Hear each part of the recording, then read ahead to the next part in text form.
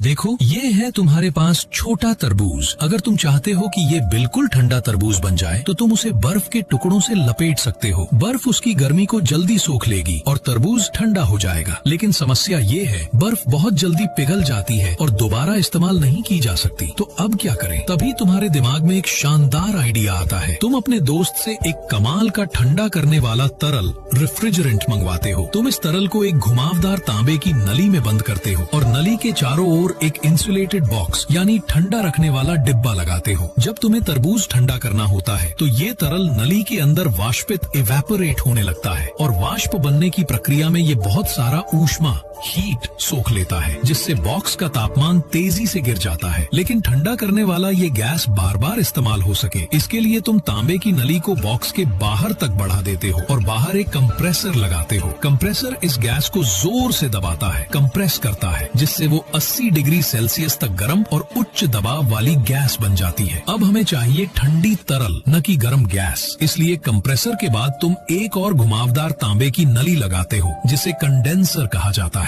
जब ये गर्म गैस इसमें से गुजरती है तो ये अपनी गर्मी हवा में छोड़ देती है और धीरे धीरे ठंडी होकर लगभग 35 डिग्री सेल्सियस की तरल अवस्था में बदल जाती है। लेकिन ये तापमान भी अभी बहुत ज्यादा है, इसलिए तुम कंडेंसर के बाद एक घुमावदार पतली पाइप थ्रॉटल ट्यूब जोड़ते हो, जिसे एक्सपेंशन वाल्व या थ्रॉटल डिवाइस कहते हैं। यहाँ दबाव अचानक गिर जाता है और तरल का कुछ हिस्सा तुरंत वाष्पित होकर बहुत सारा ताप खींच लेता है, जिससे उसका तापमान 0 से 10 से 15 डिग्री नीचे पहुंच जाता है। अब ये बहुत ठंडा मिश्रण फिर से बॉक्स के अंदर वाली नली इवेपोरेटर में जाता है। वहाँ ये अंदर की गर्मी सोख कर फिर से गैस बन जाता है। इस तरह ये चक्र बार बार दोहराता है, अंदर से गर्मी बाहर निकालता रहता है। जब तक कंप्रेसर चलता रहेगा, ये ऊष्मा को एक जगह से दूसरी जगह ले जाने की प्रक्रिया अनवरत चलती रहेगी और बॉक्स हमेशा ठंडा रहेगा। अगर तुम इस बॉक्स को 2 हिस्सों में बांट दो तो जो हिस्सा वाष्पक इवेपोरेटर के पास है वो सबसे ठंडा रहेगा। इसे कहते हैं फ्रीजर, जहाँ तापमान लगभग -16 डिग्री सेल्सियस तक रहता है। इसके बगल वाला हिस्सा थोड़ा गर्म होता है, वो है फ्रिज का रेफ्रिजरेटर भाग, कोल्ड स्टोरेज, जहाँ तापमान करीब +5 डिग्री सेल्सियस रहता है। तुम चाहो तो थर्मोस्टेट, टेम्परेचर कंट्रोलर और एयर फ्लो वाल्व लगाकर इन दोनों हिस्सों का तापमान अलग अलग नियंत्रित कर सकते हो। और जब तुम इस पूरी व्यवस्था को एक बड़े डिब्बे में जोड़ देते हो और इस तरीके से तुमने फ्रिज यानी रेफ्रिजरेटर का